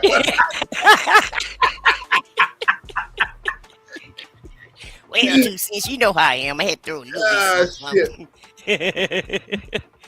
I was just trying to make the story relate to you, so you can relate to the story. That's all. I'm just over here truth telling. The truth, part of the truth telling squad is there. He said that 8 picture should have opened up a lot of eyes, but yeah, and the jobs in the healthcare, they've downgraded professions. That's how far this crap is going. You're no longer RN is not a profession anymore. Remember, only a psychiatrist have more weight than a damn doctor do now. And RNs in some instances. I don't have the list right now, but they kind of rerouting the professions. So that's gonna hit the middle class. And so that's what's going to wake everybody up, because not just the lower class losing their jobs, the middle class is losing their jobs also. And the cost of living is going up and up and up. So it's going to be a lot of homeless people, a lot of hungry people, a lot of people that's in despair and that's desolate. And that's what it's going to take for everybody to wake the hell up, unfortunately. I like what bro said. It's about self and how I can benefit from it. You know what I mean? Foxy says some parts of Eastern North Carolina, they still greet blacks as boy or girl or gal. That's crazy, man. And my mother used to say, looking at the color purple, she said, that really was the case back then. You know how that, that's really not a movie. That really was the case back then. I said, really, Mama? She's like, yep, it really was. You know what I'm saying? It really was. But look, man, I'm not trying to make this a marathon live. I'm going to do a couple more lives about Black history and stuff like that. But I hope you guys learned a lot from tonight. Yeah, Texas too. Absolutely. Absolutely. I'm going to do, I want to say shout out to Miss Alice. She did a live asking, she did a Black History Live. And I want to say shout out to her. I want to say shout out to Miss Alice. Shout out to DR. Shout out to Thrive and Glow with Joe. Y'all all gave me some ideas about this show.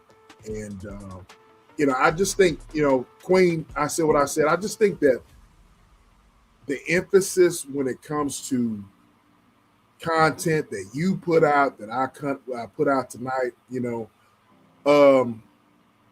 it just needs to be highlighted a lot, just to put an emphasis on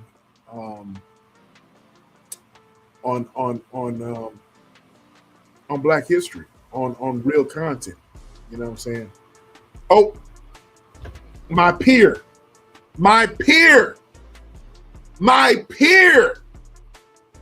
not Miss Alice. It's my peer. I apologize. My peer. You are my peer. We are peers. We are peers. Charge it to my head and not my heart. Alice, it's gonna take him a few minutes because he finally came along to be my peer. So he said we was in the same generation. So just give him a few more days. He'll come around. I said, He'll go ahead and speak the truth, Alice. Queen, she was not in the chat when I said, hey, we are all in the same generation, Gen X. She didn't hear that. So she came in late. She came in late and did not hear that. You know what I'm saying? She did not.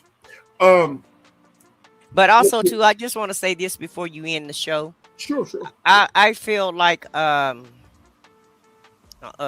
I don't care if they get mad, but the red pill people. Sambo. Why you say? But okay, they give me Sambo vibes. So I want to ask you something. These red pill people, like I'm gonna call some names. Anton Daniels. You know what I'm saying? Why did Sambo. Why did they give you those Sambo vibes? Because they're trying to capitalize. Well, first of all, they don't care for women. Okay. They try to bring women down. And who is the most educated person in America right now? The black woman. Okay. And so they're mad at the women. People like Anton and Corey, they're making money off of black people. Okay. Yep. Sambo-ish behavior. Yep.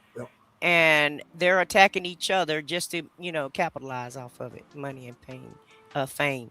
And Absolutely. So a lot of the practices and what the red pill believe in and how they operate, in my opinion, they're just Sambos. Because it's like you don't like your black race, you don't like that you're black and that you have black parents, and you want to escape, but you're too poor to escape. You can't escape because you're too poor. Okay, you're not Tim Scott. You're not Tim Scott. You're not Byron Donalds. You're not Jay-Z. You just, Ray who got a 9 to 5. And so since you can't move out the neighborhood, you got to stay right there in the hood. So you just put the hood down because you can't escape. That's what it is. And I'll go back on mute. I'll get off my soapbox about it. No. Stay on your soapbox, please. Stay on your soapbox. DJ says people spewing garbage into community, acting like fools and causing dramas. Those are Sambos too. But that's true. That's true, JJ. That is absolutely true. The women and the men that are perpetuating all of this garbage and all kinds of division, they're Sambos too. Instead of bringing us together as a people, you're a Sambo. You know what I mean? And even if you don't agree with principles and practices and whatever it is that we're doing that you don't agree with, you're not trying to help the situation. Facts. You're just talking about it, but you're not doing anything about it. Facts. Absolutely. And I guarantee you, most of them, probably not most, but probably 75 to 80%, if not 90%, don't even vote in their own interests. I agree. They don't even have a voter's registration card. Facts. Okay. So. Facts. Absolute facts. Mm-hmm. What did you say? Sorry, but asked to the unsaid about folks about black females and progress. Good for them. Kudos to the black women. Shout out to the black women that's professional, that's making a way, that's trying to better themselves and trying to educate themselves. And it's not anybody else's fault, because a lot of black men want to sit around and just talk about black women and not try to help uplift the black women or do anything to uplift themselves. So shout out to the black women that's doing their doggone thing. And I want to say shame on you little Antons and you little Corey Holcombs that are following behind them. I see a lot of content creators that congratulate Anton, especially Corey. Shame on you guys. You know what I'm saying? You guys are pathetic. Um, you know, Queen. I'm gonna say this here: you never see the Caucasians ever ridicule their own kind online like ours do to us. You never see that. Exactly. They uphold their women no They matter do. what they women doing. And No and matter they got stuff that goes on in their communities. But the exactly, black community is the only community that'll try to tear each other up for whatever reason. they exactly. Everybody else stays on code. They You know what I stay mean? on code. No But, matter if they bad, no matter if they doing right, wrong, or in between, baby, they gonna hold theirs up no matter what. facts, facts. Jen J, you preaching? Are you saying I shouldn't rely on labs and invitations to tell me my interest? Jen J sipping. Jen J and two sips. But look here, I'm not gonna make this a marathon. I could. This is not. We're not at the bar or anything like that. I started to bring this at the bar Saturday, but I couldn't. But I'm gonna go ahead and end this if nobody else is coming up. Queen, I am very grateful and I'm very honored that you came up because I knew that you had something told me in my heart. Something told me in my heart that you was gonna come up. Oh yeah, you just kept probing. You had to get me up here. I did. You kept probing till I couldn't take it no more. So I had to come on up. I had to get you come up. Either you, I was beckoning for Alice, the peer, to come on up because she's very passionate about subjects like this too. In 2 cents, so this is not going to be the end of it. I'm going to have another live about our history and about subjects like this. But I want you guys to when we end this, I want you guys, if you're listening in the bushes or you've been with me or whatever, I want you guys to leave a comment about what y'all heard tonight, what y'all thought about what was said tonight, and Queen, what's your last thoughts, Queen? What you got? What you got to say? My last thought is that everybody can come together, put aside their differences, because that's all it is differences. We're all trying to get to the same path. We just all have different opinions and ways on how to get there. But do what you can to try to uplift yourself, your family. Like you said, try to teach your family whatever black history that make sure you try to you know let that go down to generate, pass it down to the different generations, as many as you can.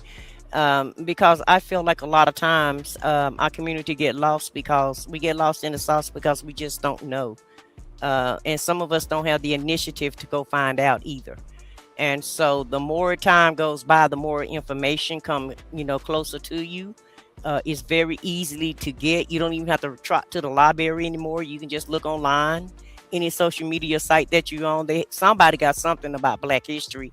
So just learn your history, and it's so much. I don't expect you to learn everything about your history, but just know the basics of your history. How it's been blood, sweat, and tears have been shedded for your benefit, all for you to just waste it and just say I don't care anymore.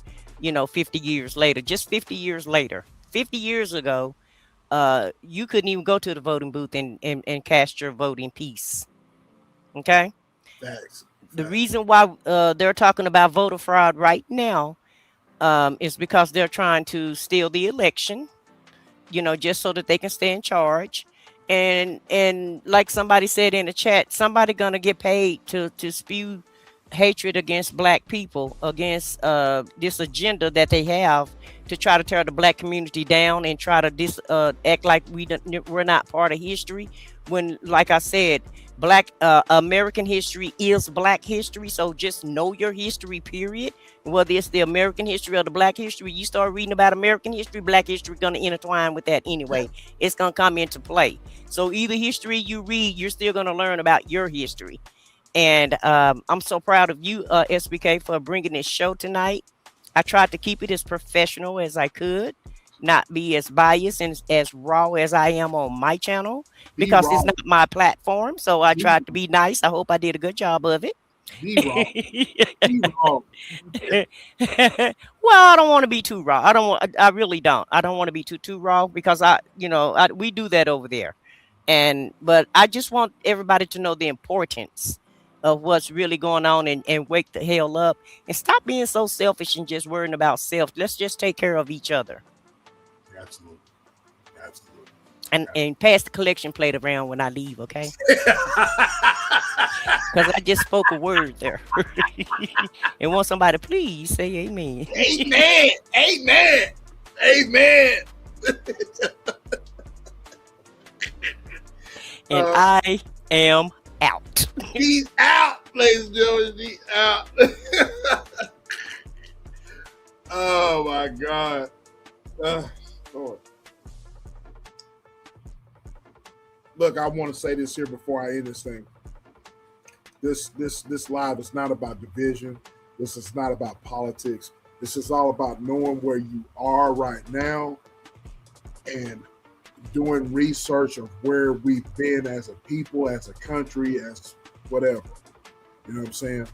This is what it's all about. You want to talk about thought-provoking content, then just talk about thought-provoking content. You know, what I've presented to you today is thought-provoking content, all right? And so you'll never know what your future is going to be unless you know where you've came from. Point blank, period. All right? And this is not about division. This is not about politics. This is about pure history. You know, the title says it for itself. Coon, Mammy, Uncle Tom. Where the labels come from. I've showed you where the labels come from. I have showed you in real time how you and I, everybody in the chat, you're around my age, or you're a little bit older, or just a little bit younger. You know what I mean? Everybody here, you're Gen X just about. And you know where you come from. You've seen all of the racial connotations, all right? So this is what it's all about. You know what I'm saying? We've got to have subjects like this to reinforce and to remind us of what our ancestors have gone through.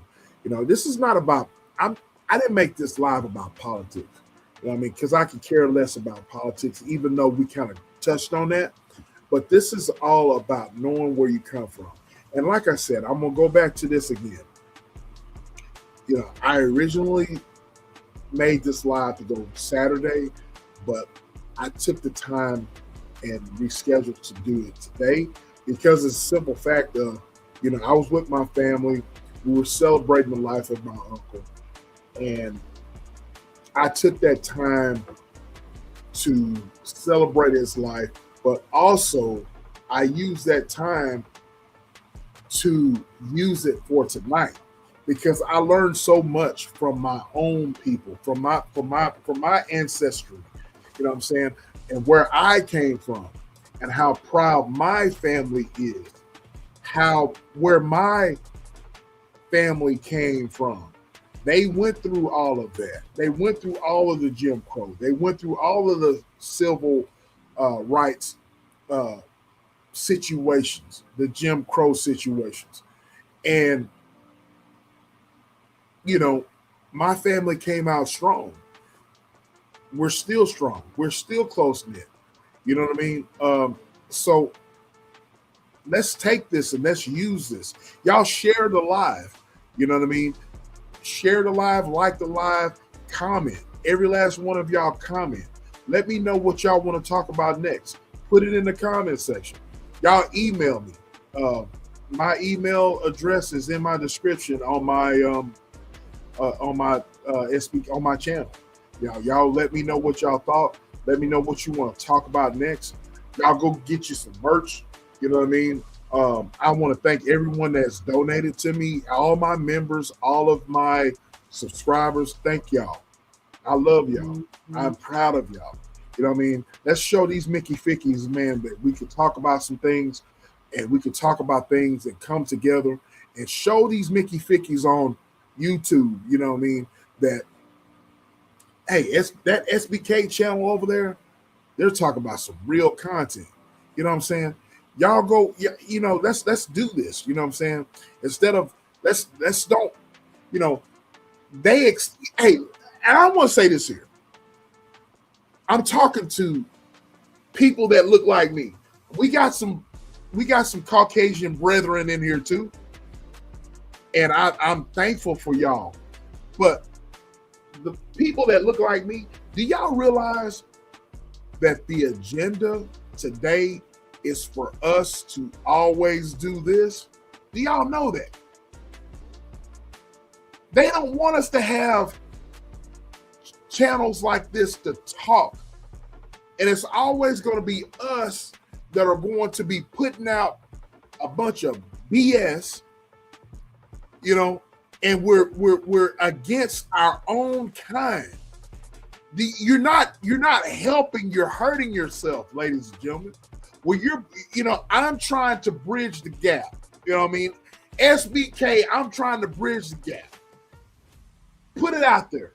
I'm trying to bridge the gap. You know what I mean? I want everybody to have a voice. My slogan here at the SBK channel is everybody here has a voice. And I want to thank every one of my followers, every one of my subscribers, all of my members. You know, your voice matters here at the SBK channel. Thank you all. I want to thank my bestie, Thriving Global Joe. I want to thank my team on the SBK Media channel, the SBK team. I want to thank everybody that's helped me along the way. Y'all subscribe to the channel. Keep your post notifications on. Your boy is about to be gone up out of here. And with that being said, your boy SBK is gone. Congratulations, SBK, for one amazing year of YouTube monetization. Being a content creator that's monetized, I promised myself a long time ago that I wasn't going to be a fat cat. What I mean, taking in all the money and all that type of stuff and not giving back to my supporters, not giving back to my moderators, not giving back to the people that have made my platform. Y'all, without y'all, I wouldn't have a platform. You know what I'm saying? So I like to give back. You know what I mean? So I like to give back every time I go live. So whether it's with merchandise and all of my moderators and all of my, my moderators and my members, you know, I like to gift you guys, like to spoil you guys, let you know I appreciate you. You know what I'm saying? So anyway, I left all Great this stuff. Oh my goodness. Thank you so much, Shay. I appreciate you. Thank you so much for that super chat. Thank you, Denise. Sent a gift. Thank you so much, Denise. I appreciate every last one of y'all, man, that have followed me and followed us. If you let us tap in or hear, I appreciate y'all. And all of that, you know, your support is greatly appreciated, and it's not taken for granted. You know what I mean? I like to pay y'all respect, and I like to pay y'all back, and that's what's going to be done. All right. So become a member, like, share, subscribe. Again, I want to thank Tricia for the super chat. Thank you so much. I appreciate you. I want to thank all of my members.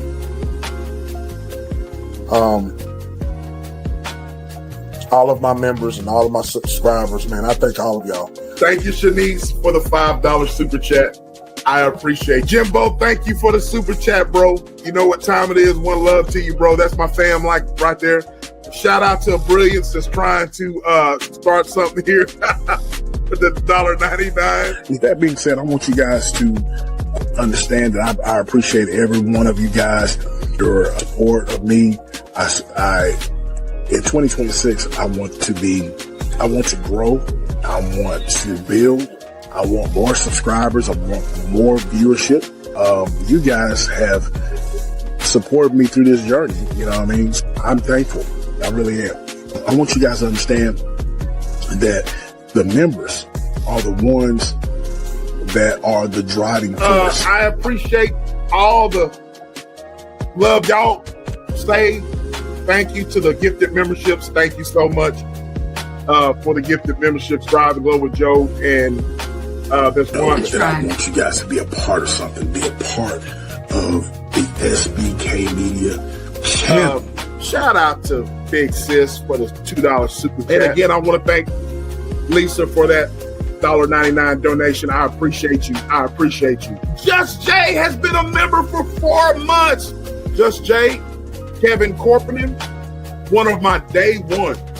And I appreciate my day ones. Whenever I first started here on YouTube.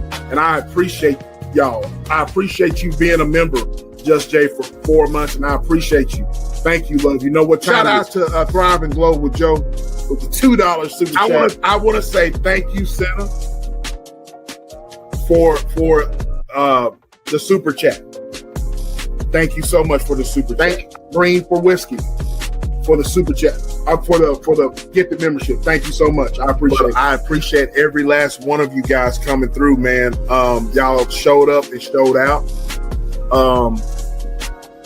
I appreciate y'all, man. And I appreciate everything, donations, super chat. Here on YouTube, I appreciate all the folks that I've met on here.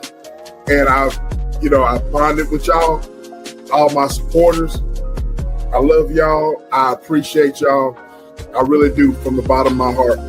A lot of content creators, they take money and they just like to take, right? And I'm not that type of person, you know what I mean? And I want y'all to know that I feel y'all's respect and I feel y'all's love and I feel y'all's, I feel y'all, you know what I mean? And so I appreciate you. All the ones that have supported me and encouraged me, I appreciate it. I want to thank all of my moderators. I want to thank all of my members, any donators. I appreciate y'all. My family and friends, I appreciate you guys supporting me on this journey here on YouTube. I couldn't have done it without y'all. So, special shout out to Thrive and Glow with Joe and It's Just ETV for helping me navigate on here on YouTube. I appreciate y'all. I love y'all too.